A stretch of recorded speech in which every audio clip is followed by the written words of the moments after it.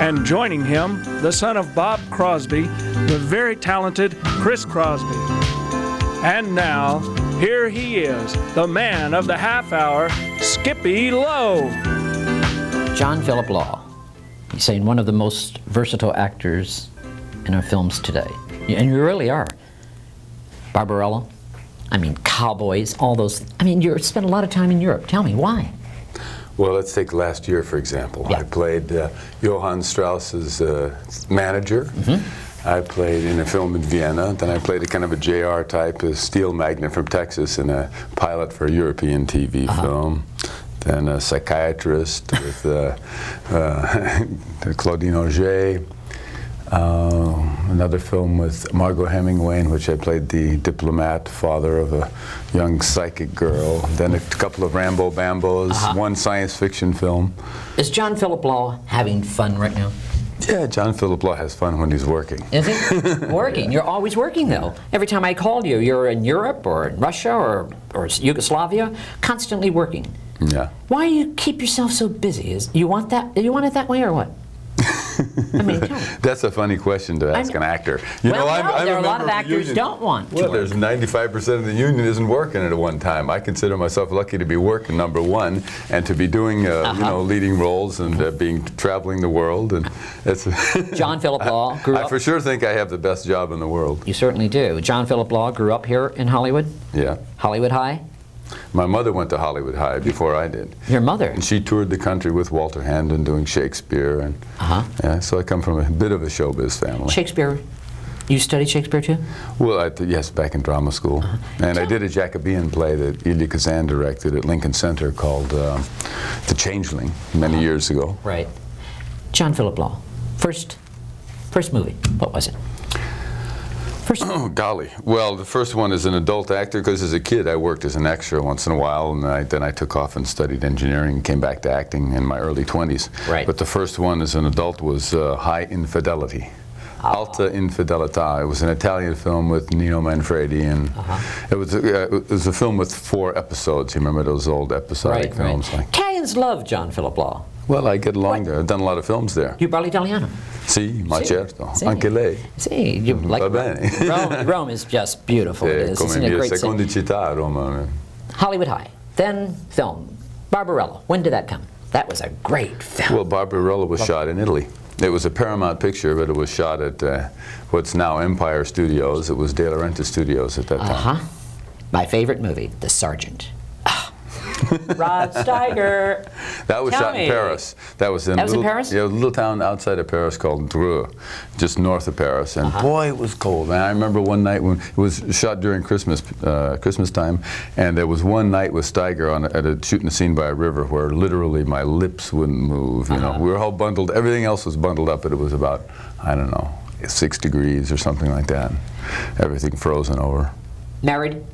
Divorced. Divorced. Children? Happy father of a 13-year-old. House. Living in Hollywood and the hills. Same house, born, lived all your life. Well, it's a beautiful home. It's been home all of my life. I've lived in New York, Italy, Hawaii. But the house you have now, it is in the hills. It's beautiful, and you've been there, or you grew up there. Yeah. My uncle was the architect on the place, and my dad built it, and a lot of the stonework around there my dad did. He was a deputy sheriff who, I think he was a closet mason. So, John Philip Lowe have seen Hollywood. Oh, God. Not only you have seen Hollywood, next to you is Chris Crosby, buddies of yours, right? Hello, Chris. For years. Hey, Chris Crosby. For years. How many years? Since you were a kid? 20 years. About 20 years. 20? It's like 20 years. You guys, growing up here in Chris Crosby. We have to protect each other. We're here in town alone, you know. Bob Crosby's son. Was it tough? Is it tough? Or was it? Or is it? Or I don't know. I think it was great. I'd do it all Bing Crosby's nephew, you know. Are you kidding? It was great. Doors open more easier? Well, they open easier, but of course you gotta be able to walk through them. You know? And produce. Yeah. Yeah. Sing. Yeah. With your father in the band? I've sang with my father. I've sang with my own rock and roll band, with my own country band. And you had a record too. Yes, I've written a rock opera, and they're presently putting that together to do in England. There's interest also in Japan for it. What's that about? The rock It's opera? a Salvation mystic band of the 23rd century. It's a love, ecology, story, peace. It all takes place in the 23rd century. It's a lot of metaphysics, a lot of magic, illusions, a lot of dance. It's almost like a giant rock concert, if you could imagine. I see. I think you'd like it. Chris, Carey wrote a book about your uncle. Accurate or not? Tell me. Well, I mean, accurate, I think so, from Gary's point of view. from his point. Obviously, the book is about the relationship between Gary and Bing. Yes. I don't think that's the whole story. I'm in the process of doing a story because Bing was my godfather and my uncle. Yes. And I'm in the process of doing a video story, a movie, book, all about my godfather and uncle called My Uncle Bing. And in which we go around to all of his friends. My father, Bob Hope, Phil Harris. We talk to, we've already got 22 of the most fantastic interviews in the can. It's unbelievable because Bing was really an enigma. I don't even think my father felt that he really was close enough or knew him. And everybody who did know him has a wonderful story to tell about him, but they all have a different idea about who Bing Crosby really was. I mean, there were some wonderful moments. One of the things my father tells, there's so many stories, but when he was just starting out in show business, and he just formed his band, and he was opening this club in Tybee Beach, Georgia. And he just finished the rehearsal, and the owner of the club came up to him and he says, "Who's the leader of this band?" And my father said, "I am." And he says, "Well, lead it to hell out of here, it stinks." Well, my father was in a terrible jam at that point because he had no money and he had the band, and it was another 2 or 3 weeks before the next job. So he called his big star brother Bing in Hollywood to ask for a loan. And he said, "Bing, you got to help me out. Can you send me $5,000? It'll be a couple of weeks before we get to the next job. Otherwise, how am I going to keep the band together and everything?" Bing says, "I can't help you." He hangs up the phone. And right after he hung up the phone, he picked up the phone again and he called his publisher in New York, Bregman, Vaco, and Kahn. Right. And he said, "Listen, my brother Bob is down in Tybee Beach, Georgia. And he says, I want you to send him a check for $5,000. And the publisher says, "Who the hell is Bob?" He says, "Doesn't matter." He says, "I'm writing you a check right now for $5,000. I want you to call him up, tell him you want to publish his music, but I don't want him to know it came from me." Now it's 15 years later, and my father's having lunch in New York with one of the guys in the publishing company, and they're talking about Bing, and the guy says, "Wait a minute." He said, "Do you know where the money really came from when we signed you up?" Yes. But that tells you a lot about this man, Bing Crosby, doesn't it? Certainly does. And the rest of the stories are just incredible. John, did just you ever meet incredible. Bing Crosby? No, You haven't? never did. No? Never did. I met him a couple of times at Paramount. My younger brother worked on Going My Way. Ah. So Your younger brother, name? yeah, Tom. Tom. Yeah, I he turned out to be the engineer. He lives in Oh. Manhattan now, and I'm Oh. out here. But I remember my mother taking him off the set to that because as a kid we worked on a lot of those, the old black and white films. Your mother was a wardrobe lady, wasn't she? At the No, she beginning? was an actress. Actress? Yeah, Wardrobe? no, never wardrobe. She went to the Correct American that. Academy of Dramatic Art, and I then see. she toured. She was in Bittersweet and a lot of light operas and things. Then she toured with this fellow I mentioned, Walter Hamden, during the 30s. They brought Right. Shakespeare back and forth across the country and a lot of other things. She was a comedienne, primarily. Comedienne. Yeah, yeah. How about John Philip Law? Like comedy? You never do. You do. The Russians are coming. Didn't you like The Russians Are Coming? That was a comedy. But I'm talking I about like recent. that. That was a great film. Well, I did a Great. film with Claudia Cardinale in Italy where I played an Italian house painter that refused to go to bed with his girlfriend until marriage, which was a nice twist. That's something that really have the Italians falling down in the aisles. She is beautiful. She is really beautiful, Claudia. Oh, Yeah, just and really a nice girl. Nice to work what with. a sweetheart, yeah. Who I are did some a of your couple- favorite ladies working with John? Oh, golly, there's just so many. You get me in trouble to talk about it. I've always had a lot of respect for Jane Fonda. I've done 2 films with her, And Barbarella she's and such a professional. The other was Hurry Sundown. Hurry Sundown. In which Faye Dunaway played my wife. Right. Now, Faye and I loved working with Faye because we had a theater background together from Lincoln Center in New York together. Right. So when we came together and were cast as husband and wife, it made life very easy for us. We knew all the right moves, and the filming went very well. You know, I asked Christina Crawford. She didn't want it Faye Dunaway for Mommy Dearest. She wanted someone else. Really? Yeah, it's interesting. She wanted Annie Bancroft.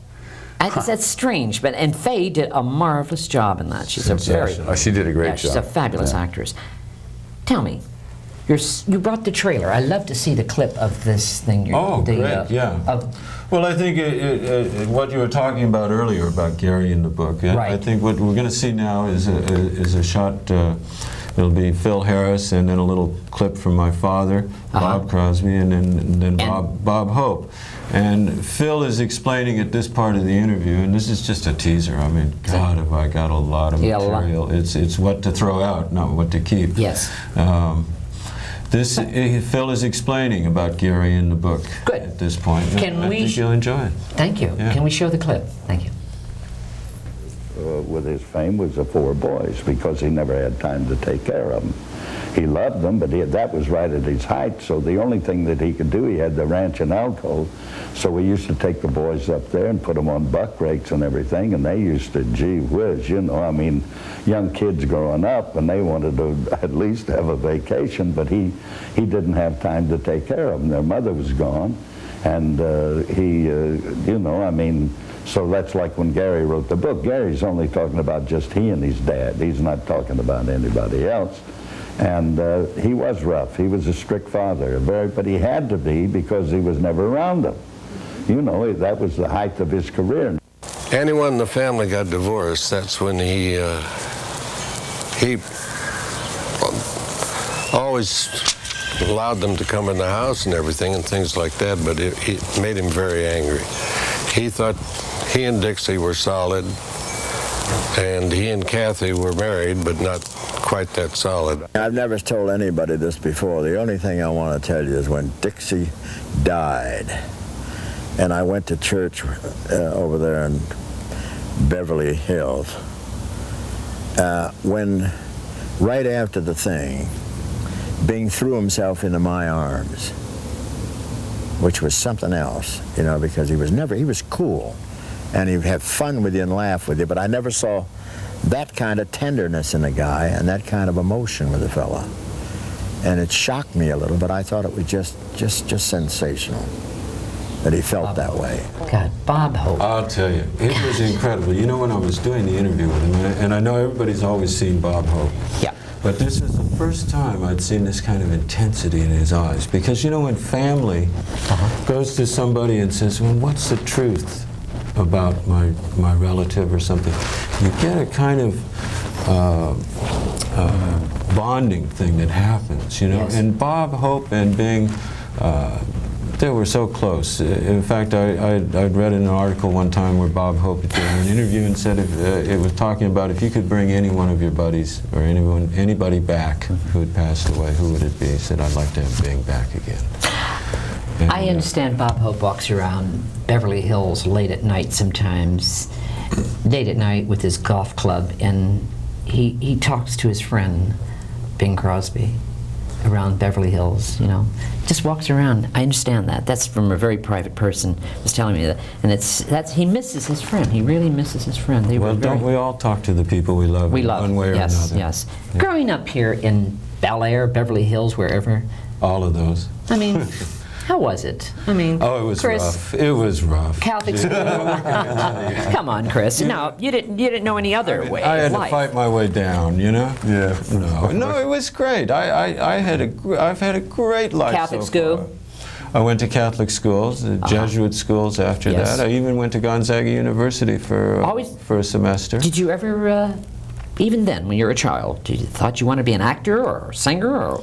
No, or an architect? What? Oh, I think as I got into high school and I'd be dancing with a girl and I'd maybe sing along with the song and she'd get a little closer, you know, I knew there was something there that I should be doing more than pre-med, you know, and bounced me right out of pre-med school eventually. You know, I got into it. I had one moment, my first experience on stage. Let me give you an example of what it's like to start at the top. As Chris Crosby, yes, I like to know. I knew nothing about singing. And my father came to me and said, listen, a couple of the guys in the Modern Airs, which was on his show at the time, he says, they've written these songs and they want you to do it. And I said, okay, fine. You know, we went in and made these records. And